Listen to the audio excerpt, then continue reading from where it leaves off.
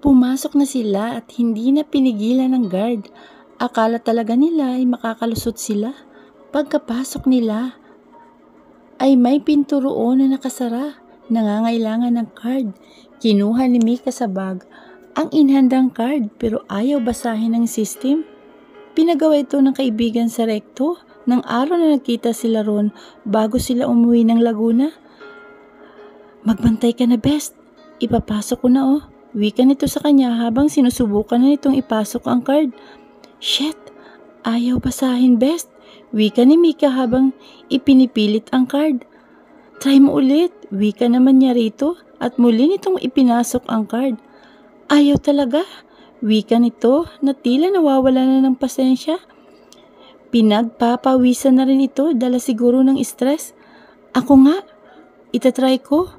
Kinuha niya ang card sa kaibigan pero nakailang subok na siya ay ayaw pa rin. Ayaw basahin ang system. Wale, muli ay wika nito sa kaibigan. Tara na nga, baka may makakita pa sa atin dito. Bumalik na lamang tayo sa ibang araw. Hinatak na siya sa kamay ng kaibigan. Paglabas nila ay ang nakakalokong ngiti ng guard ang sumalubong sa kanila. Pero pinili nilang manatiling may poise. Taas ang noo na dinaanan nila ang guard. Bye kuya, see you later. Paalam pa ni Mika rito. Pagkuha ay bumalik na sila sa sasakyan. So, ano nang gagawin natin ngayon, Best? Hindi gumana ang first plan mo. Oo nga pambihira naman kasi. Sabi sa rekto, kayang ibukas nitong ng card ng kahit na ano Dismasyadong wika ni Mika sa kaibigan. Second plan na tayo, wika sa kanya ni Mika. Sige, sagot naman ni Celestine. Kinuha na niya ang kanyang damit na pamalit. Isang simpleng t-shirt at pantalon ang hinugot niya sa bag. Sa loob ng kotse siya magpalit. Habang busy siya sa pagpapalit ng damit ay nakapokus naman ang mga mata ni Mika sa club. Wala namang makakapansin ng ginagawa nila dahil sobrang kapal ng pagkatintid ng sasakyan ni Mika. Inuna niyang isuot ang pantalon. Pagkuhan ay sa kanya hinubad ang kanyang above the knee dress at isinulod na isinuot ang t-shirt. Best, tapos na akong magpalit. Wikan niya sa kaibigan na nasa club ang paningin. Ikaw na naman Okay sige. Nagpalit na rin ito ng kasuotan na tulad ng sa kanya. Nang matapos ito ay pareho na nilang itinutok ang paningin sa club. Naghintayin sila ng matagal sa labas at nagmasid-masid. Sa ginagawa nila ay mistula talaga silang tanga. Kaso nga lamang ay talagang planado na nilang lahat kaya wala na talagang atrasan. Pinagmamasdan nila ang mga parating, maging lalaki man o babae. Best, napansin mo ba? Tanong ni Celestine kay Mika. Oo, napansin ko. Kaya naman pala, nagpipigil ng tawa ang guard kanina sa atin. Taas noo pa tayo kanina. Ang pinasukan pala nila kanina ay ang pasukan ng mga lalaking miyembro ng club. Ang pasukan ng mga babaeng malamang ay empleyado ng club ay sa likod. Kaya naman pala ganun ang reaksyon ng guard sa kanila. Mistulang tanga talaga sila kanina. Ipinasya na nilang muling bumaba ng kotse. Nagtago sila sa may parting natatabingan ng mga halaman. Nagsidatingan na ang mga empleyado ng naturang club na palagay nila ay puro kababaihan. Pagbasdan mo na ang mga dumarating na babae, wika sa kanya ni Mika. Balak nilang mamili ng isang empleyado na tutulong sa kanila upang mapasok ang naturang club. Okay, sagot naman ni Celestine kay Mika. Tuloy lamang ang pagdating ng mga empleyado nang may isang babae na pumasok pero lumabas muli. May kausap ito sa mobile phone. Tumingin pa ito sa orasan sa kamay bago muling kinausap ang nasa mobile phone nito. Marahil ay tinatantya nito ang oras. Sininyasan siya ni Mika na mas lumapit sa babae upang marinig niya ang kung anong paksa nito na kausap sa cellphone. Ano na naman ba ang ginawa mo, kuya? Naiinis itong wika sa tinatawag nitong kuya. Pagkuhan ay huminto ito sa pagsasalita at pinakinggan ang sinasabi ng kausap. Anong gagawin natin ngayon? Saan ako kukuha ng ipambabayad ko sa kuryente natin, kuya? Mapuputulan na tayo bukas. Tapos, kinukulit na ako ni Aling Gina sa upa. Ano ba yan? Pambihira naman, kuya. Kanino na naman ako uutang nito? Patlang ang nahuminto ito sa pagsasalita. Oo na, galit nitong sabi sa kausap. Pagkatapos ay pinatay na nito ang tawag. Kitang-kita sa mukha nito ang inis. Pagguwan ay nagmamadali na pumasok na ito sa club. Lumapit na siya kay Mika at sinabi ang mga narinig niya.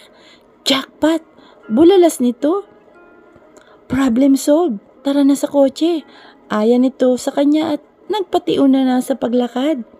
Ha? Tanging nasambit niya. Let's go, Celestine. Sumunod na lamang siya rito.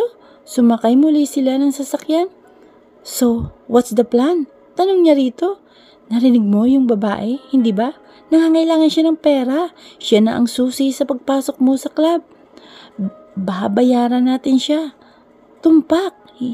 Hihintayin natin ang paglabas niya mamaya at susundan natin siya. Okay, sige. Magkano naman ang ibibigay natin? 10,000 para hindi siya makatanggi. Instant money. Hindi ba masyadong malaki yun? Hindi naman masyado, okay lang yun, best, para magtuloy-tuloy ng plano natin at hindi na magkaroon ng aberya, hindi ba? Sa bagay, isa pa, malaki rin ang sweldo natin niya dyan sa club. Baka kung maliit lamang ang offer natin ay baka tanggihan tayo. O siya, sige na, sang-ayon na lamang niya sa kaibigan. For the meantime, gusto mo ba na matulog tayo? Matulog muna tayo sa bahay. Uwi muna tayo or dito na lamang tayo sa kotse matulog. Tanong nito sa kanya. Feeling ko mas maganda na dito na lamang tayo matulog, best. Para iwas tayo sa pagmamadali. Mabuti pa siguro ay maghintay na lamang tayo rito. Buksan na lamang natin ang bintana. Madaling araw siguro ang uwi ng mga yan. Mag-alarm na lamang tayo ng 3 o'clock. Gusto mo?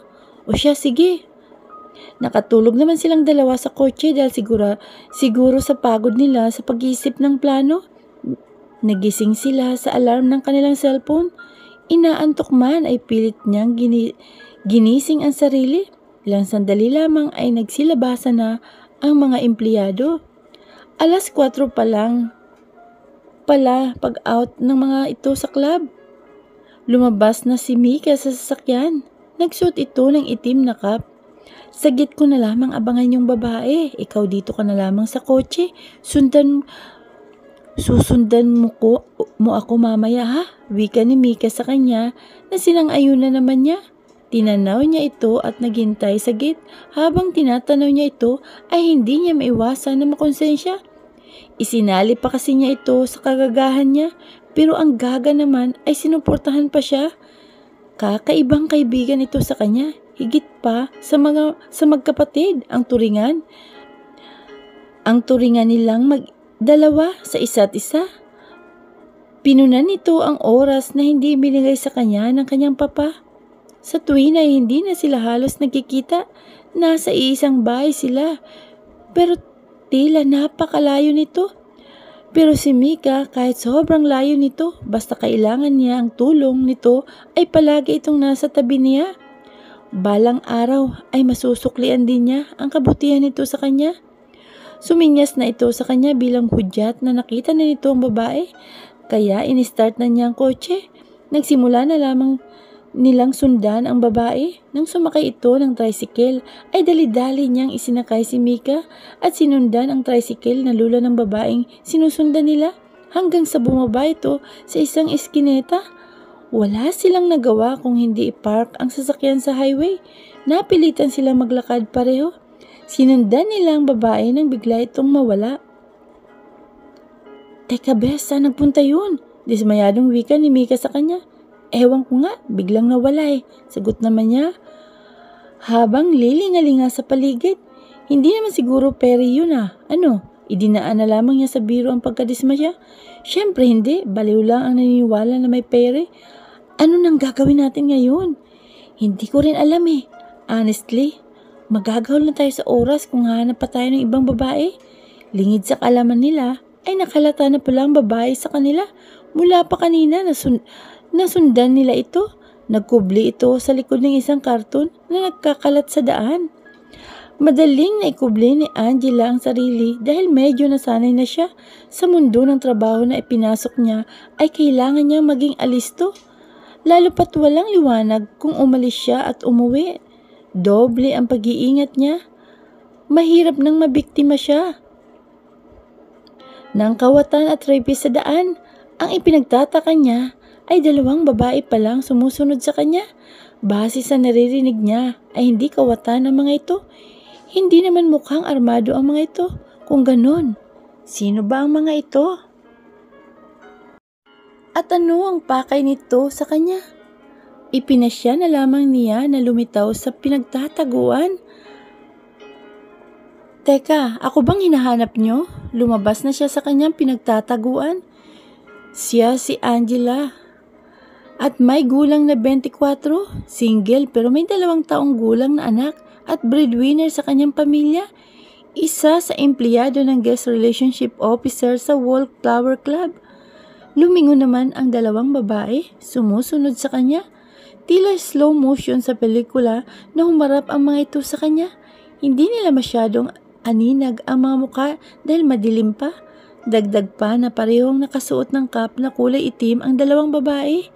Base sa suot ng mga ito ay nasisiguro niya na hindi taga-iskinita ang mga ito. Mukhang may mga sinasabi sa buhay.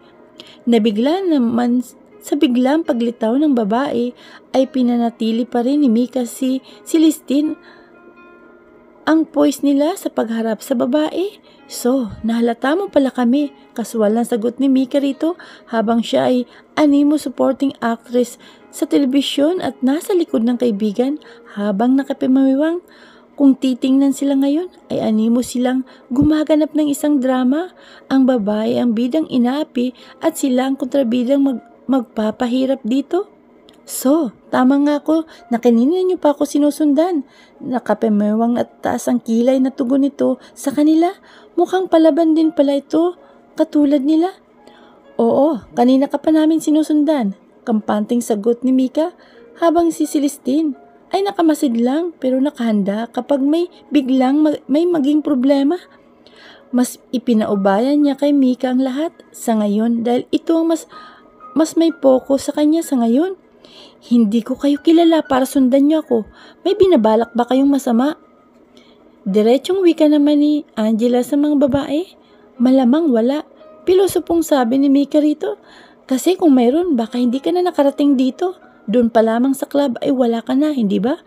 Pag-isipan mo. Pero ito ang sigurado. Pagpapatuloy ni Mika sa sinasabi. At humakbang palapit sa GRO habang ito'y napapaatras naman dahil sa patuloy niyang paglapit. Actually, baka ikaw pa ang may kailangan sa amin. Sukat sa sinabi niya ay humalakhak ang babae. Paraan na rin ito ang ginawang paghalakhak upang maitago ang nerbiyos na nadarama. Nagpapatawa ba kayo ha? Malamang hindi. Nakikita mo ba kaming tumatawa? Sagot ni Mika rito na halatang pinipigilan ang inis na nararamdaman. Ano naman ang magiging kailangan ko sa inyo gayong hindi ko naman kayo kilala? Nagtatakang tanong nito sa kanila.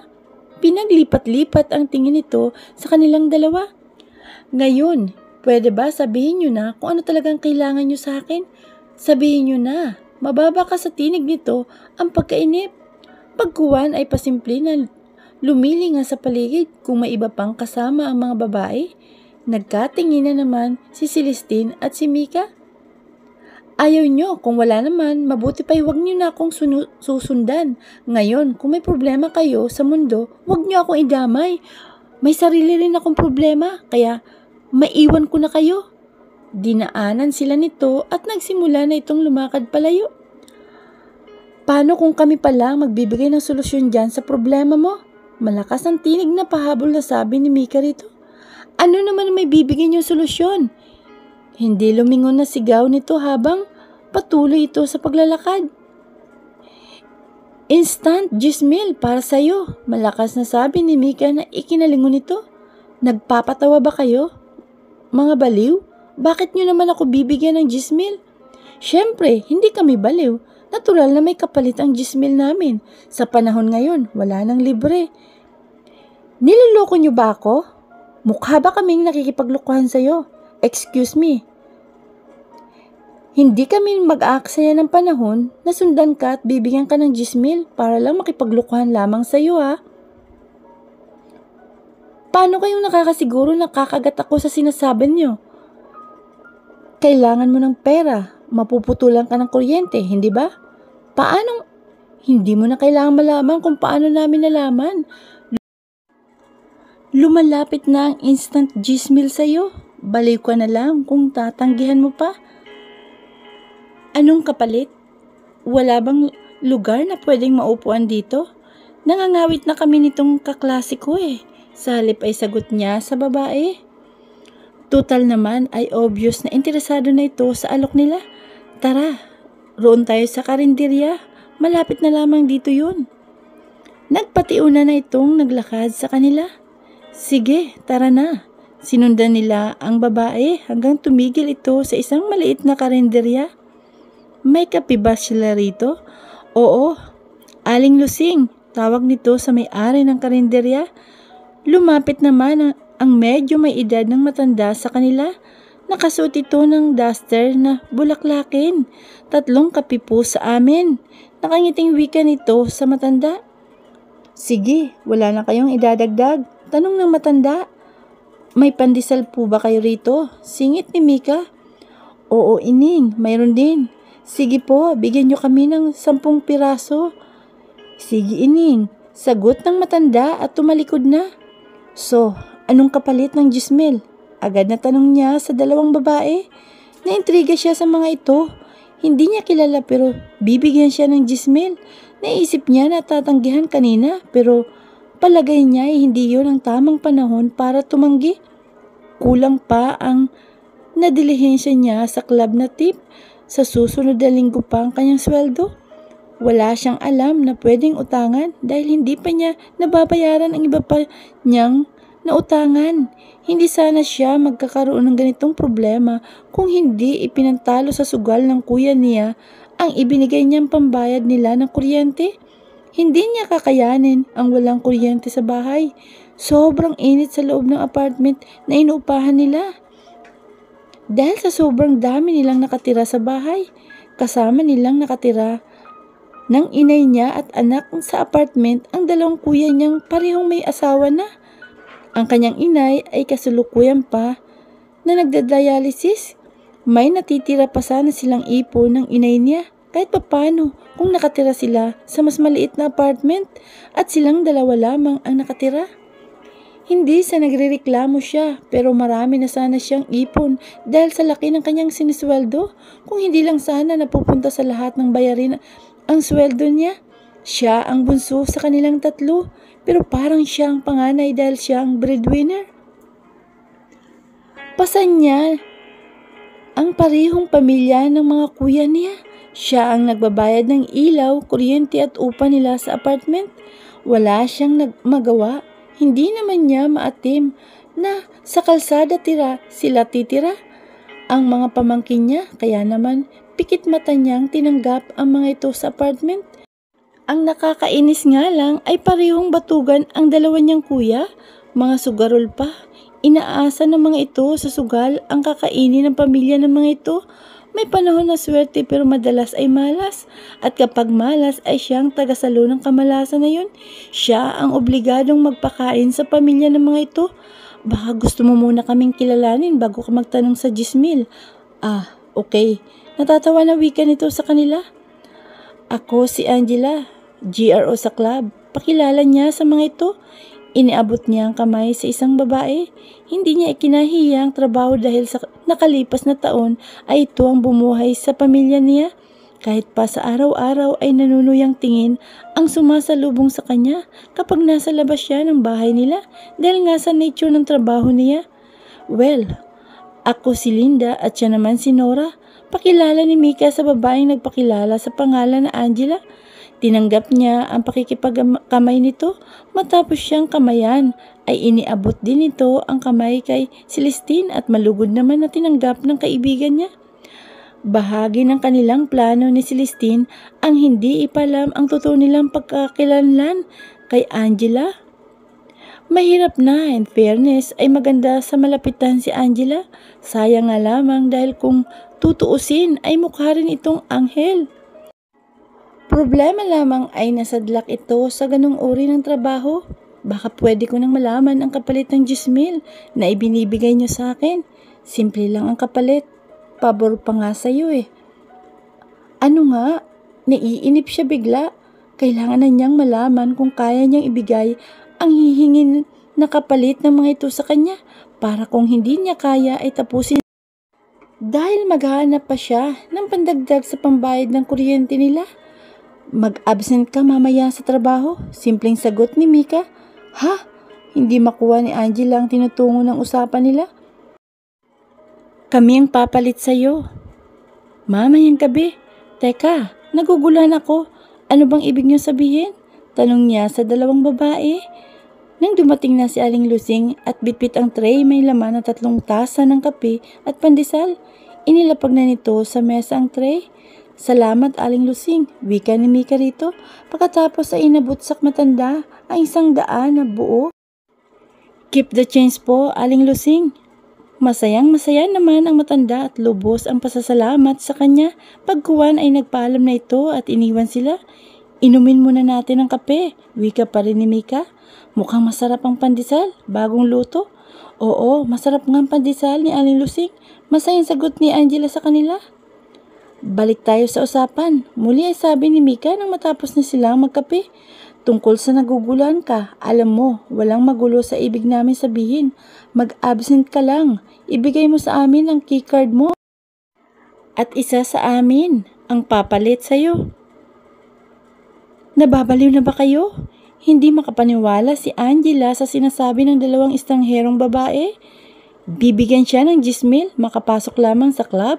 Mabilis siyang nag-isip. Alam ko na. NBI asset kayo no? Magre-read kayo kung ganun sa loob. Ako sa niya sa mga ito? Hindi. Tanggi ni Mika. Pwede ba? Wala kaming pakialam sa NBI. Isa pa, sa pagkakaalam namin ay legit ang club nyo. Paano mariread yan? Maliban na lamang kung may illegal na nangyayari sa loob. Hindi itinago ni Mika sa tinig ang pagdududa.